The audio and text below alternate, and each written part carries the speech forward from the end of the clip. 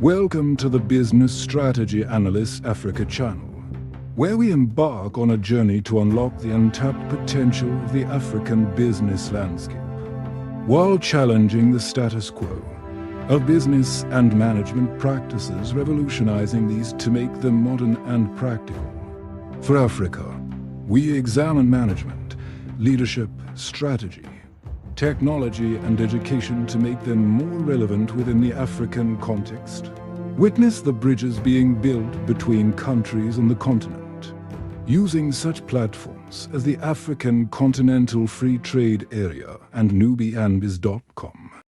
Africa's potential is limitless, and the journey has only just begun. Join us on Business Strategy Analyst Africa, where we continue to unlock opportunities and inspire change.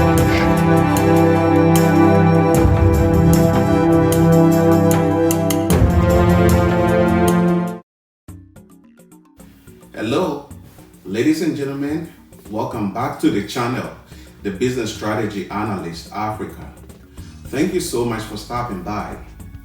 As I promised in the last video, in this episode, we are looking at the reflections of the entrepreneur, to be or not to be.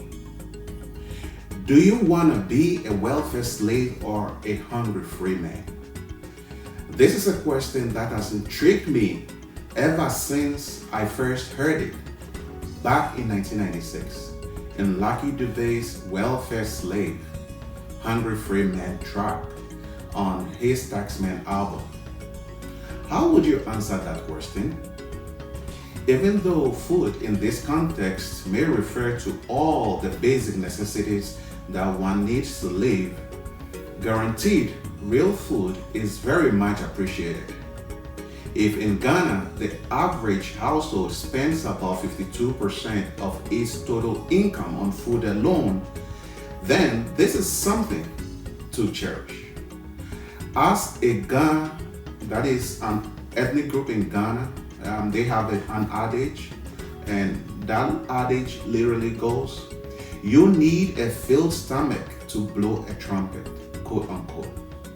Hence, many would prefer to be slaves and even ill-treated, provided their daily bread is assured. On the other hand, the one that opts to be free goes hungry. In that hungry state, where the intestines in your stomach are rubbing against each other, causing friction, how could you think straight? Hence, that question is very puzzling, to say the least. And one has to weigh matters carefully before he makes a decision to be employed or start a business. We can comfortably apply this to the dilemma of either seeking employment or starting your own business, to be an entrepreneur or not to be. If you are employed, your time and energy are all regulated by your employer. They determine for you when to wake up, when to eat, when to return home, how much quality time you make for family and friends, your financial status, even your mood and health. However, at least at the end of the month, you have a salary. Welfare slave. Thus, would you rather prefer to have a guaranteed paycheck every month, all other things being equal, than run your own business and go without a paycheck, sometimes for months? Conversely, as an entrepreneur, you are challenged to put your brain to work. Certainly, I do not mean that all employees do not get to put their brain to work. In this context, I mean the challenge to be continuously creative and innovative. You also determine where to invest your time and energy, what business ideas to pursue, and a wide latitude of other freedoms. However, you have to start on a modest note, and sometimes you do not see the face of a check for months. a hungry free man. So which one would you choose? To be a welfare slave or to be a hungry free man? It is a fact that there are many who are currently employed and would love to have their own business in order to take control of their lives, but are scared of the risk involved. Similarly, there are those who have finished school and looked for a job for years but cannot find one and would like to own a business. But their problem is, what business? Yet others who have answered those questions said, I really want to go into business, but I don't have the capital to start it. What can these do? To be sure, running your own business is better than being employed, if you ask me. Apart from the freedom that it gives you, you are regularly challenged to be innovative in order to find solutions to otherwise perplexing challenges. What is more, you get your money working for you rather than you working for your money. Hence, I would opt for being a hungry free man. After all, the hungry free man has the potential of making some well-fed slaves for himself, but not the other way around.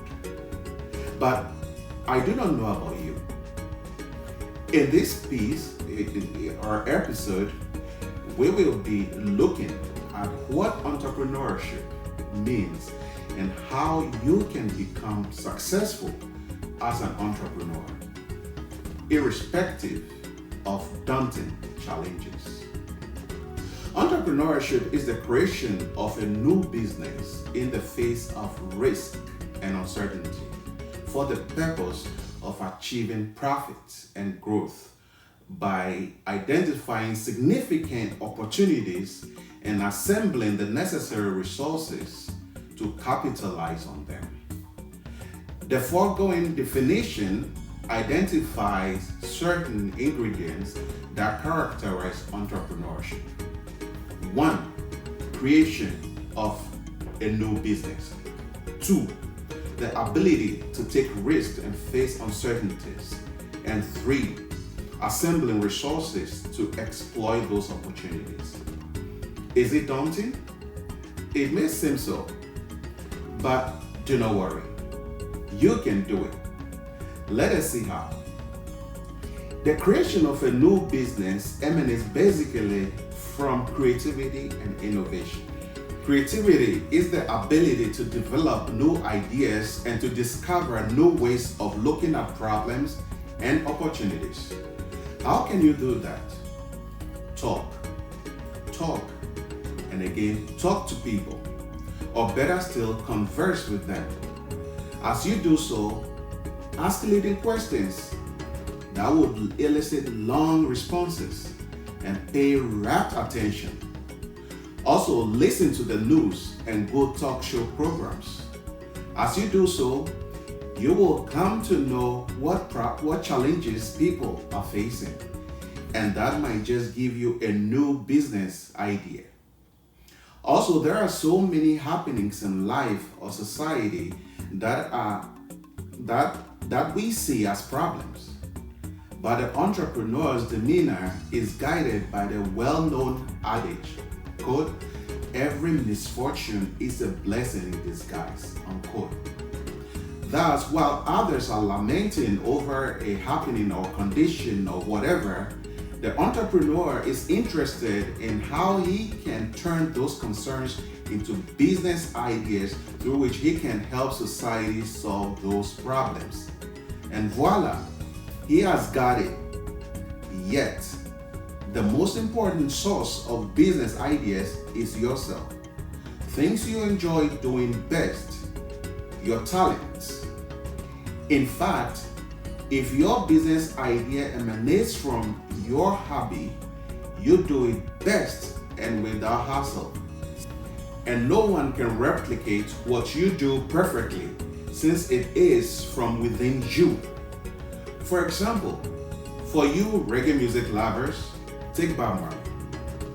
That man just loved music and doing music. And he invested his everything into it. Mind you, it was not for the money, but for what he believed he had for society. The result is that no one can ever play music the exact way he did it, no matter how hard they try to imitate him. Not even his own kids. No wonder, after many decades since he died, music that he made in the 60s and 70s are still revered today. And issues that he raised are still largely relevant. We can say similarly for Michael Jackson. Like him or hate him, but no matter how anyone can sing and dance like him, no one can come up with the same creativity and finesse in his singing, his dance moves and all. Not even Usher. And this equally applies to the Michael Jordans, the Messis, the Stephen Tornado Appiahs, and so on. Hence, in going into business, if really you are original and come up with an idea that is original, you need not worry about competition. And as you do what you love to do so well, not for the sake of money per se, but for the love of it, the reward or profit will come as a matter of course.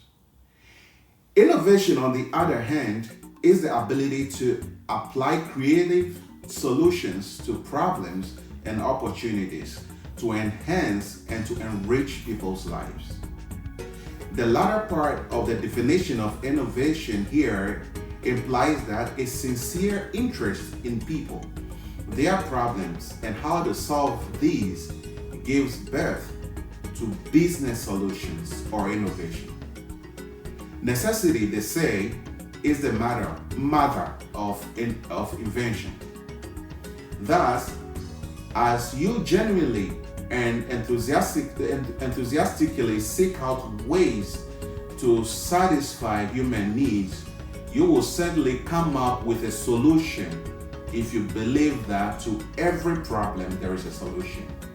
And that becomes innovation that eventually puts food not just on your own table, but others as well.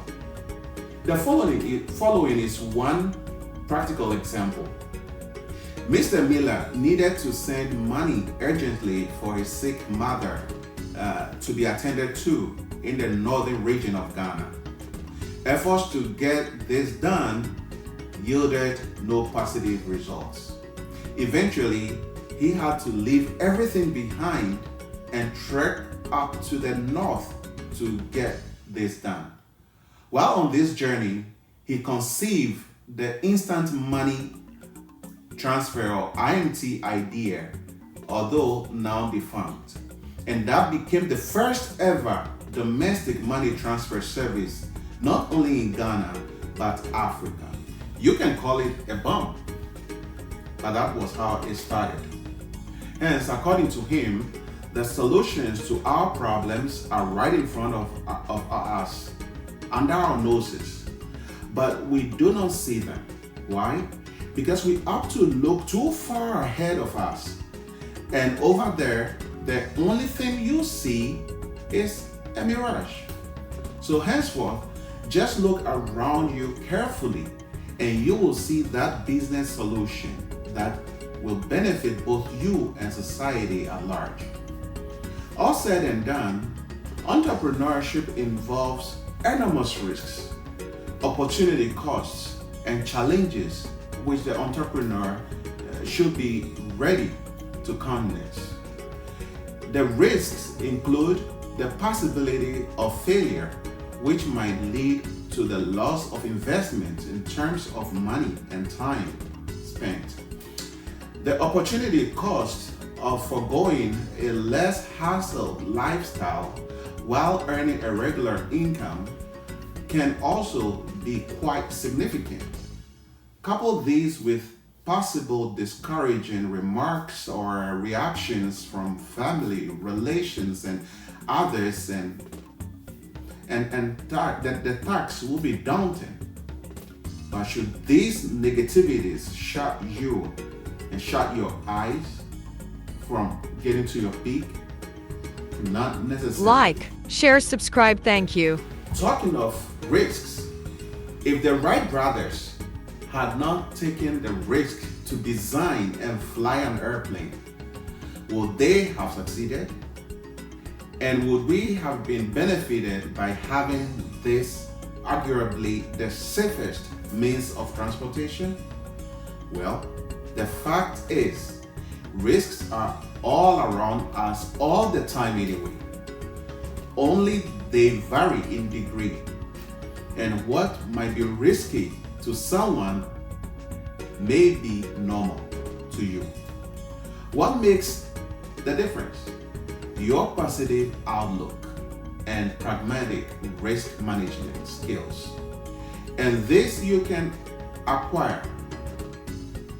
Regarding disparaging comments, let them rather serve as a catalyst. The will to prove the skeptics wrong. Yet, you have to be balanced in doing so. Else, you might ignore some warning signs that can equally be beneficial to you. The point is this: while you do not allow negative comments to adversely affect you, do not disregard everything that you are told. Since those who say them are equally intelligent human beings, there must be something you can learn from what they say. Use some of those negative comments as guideposts in making or in managing risks rather than running away from them. However, do not hesitate to chuck out of the window those that are irrelevant. Further, the definition of innovation requires that the entrepreneur be able to assemble the resources needed to achieve his business goal. These resources are both human and material. Some of them you have to buy, others you can borrow. Yet, the greatest resource is yourself. Without you, those other resources will lie down for the next countless billions of years and they would accomplish nothing. Hence, do not allow the absence or unavailability of material resources to hold you back from setting out to on your entrepreneurial journey. However, for the entrepreneur's business to succeed, there are certain vital qualities that he must possess. Some of them are the following. Confidence. You should have confidence for success. You need to believe in yourself and in your business plan. This would invariably give you the necessary impetus to persevere, especially when challenges towards achieving your goal rear their ugly heads. Also, as an entrepreneur, you must eschew fear. Fear of failure and subsequent reactions from others. Fear of the unknown. Fear of not having a regular income to enable you pay your bills and the like. By being able to build your confidence, your fears for the unknown will be greatly curtailed. Fear destroys hope and weakens a person's nervous stamina, even to the point of bringing about death. In such a state, one becomes prone to making mistakes. Worse still, innovation and creativity are stifled. so avoid it at all costs. I have been inspired by the following lyrics by Whitney Houston's track, The Greatest Love of All, and I hope it inspires you too. Quote, I decided long ago never to walk in anyone's shadows. If I fail, if I succeed, at least I live as I believe. No matter what they take from me, they can't take away my dignity. Unquote. However, this can be better achieved if you have the requisite competence. Competence requires that the entrepreneur has basic skills in areas of study such as business planning, organizing, and leadership. To this end, you can take advantage of seminars, workshops, distance learning, and even personal development to acquire such skills as basic bookkeeping, finance, business law, and other facets of management. Furthermore, you must learn to be frugal. This is one of the very important traits required of an entrepreneur. This is especially so in view of the perception many have that entrepreneurs are rich, and so much is expected of them in both extended family and social circles.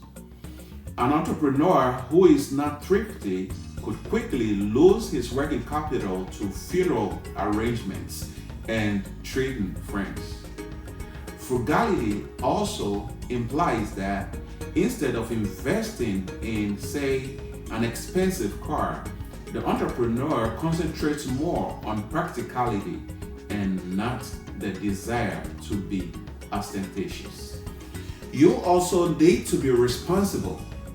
A favorite quote that my mom taught me is, freedom means responsibility. One of the reasons why entrepreneurs set themselves up is to enjoy freedom from employers' harsh demands and scant wages or salaries. However, this comes with its own price tag of responsibility. In this vein, the entrepreneur should be disciplined in areas such as the time to report at work, separating personal finances from company accounts, and the like. The absence of such a quality can prove quite fatal to an entrepreneur and their otherwise brilliant idea. Honesty, especially towards the company's publics, such as suppliers, creditors, employees, and customers or clients, is very essential. If you do not have it, cultivate it. It might save you at some point, just when you think all hope is gone. Also, cultivate a culture of investment. As an entrepreneur, you should recognize that apart from your own business, you can also invest in others and their business. How? By buying shares and putting money into investment funds and or treasury bills.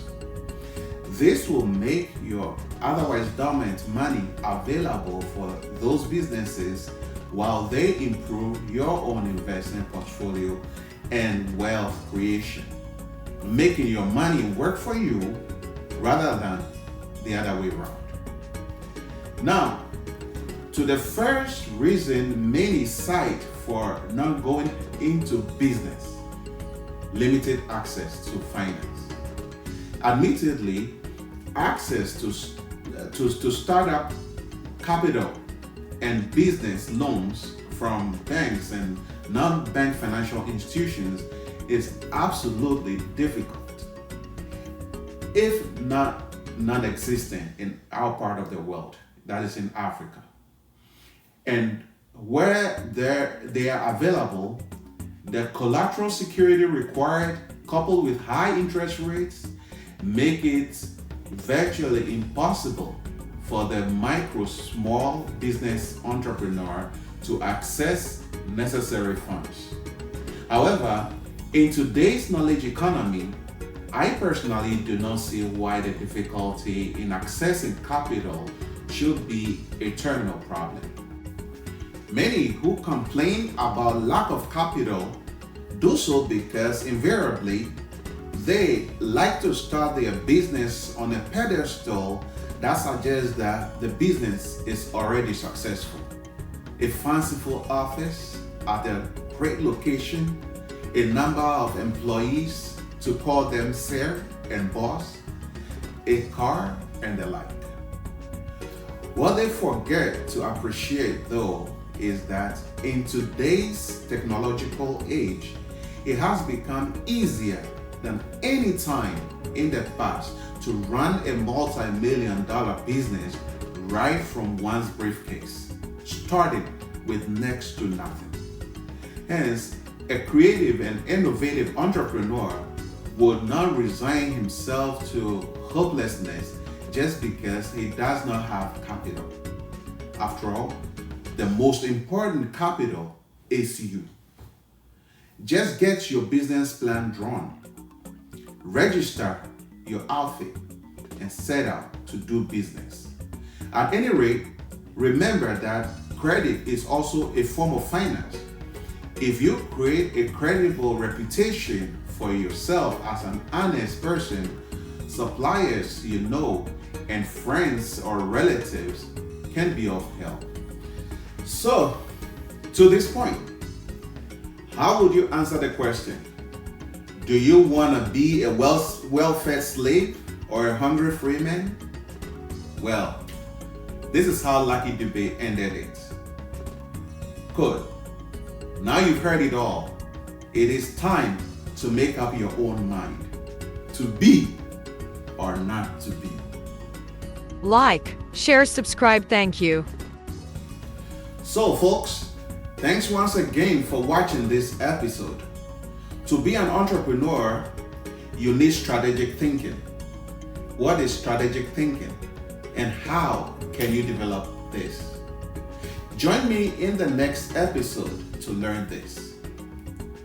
If you haven't done so yet, please subscribe to the channel. Also, please like and share, and don't forget to leave a comment down below.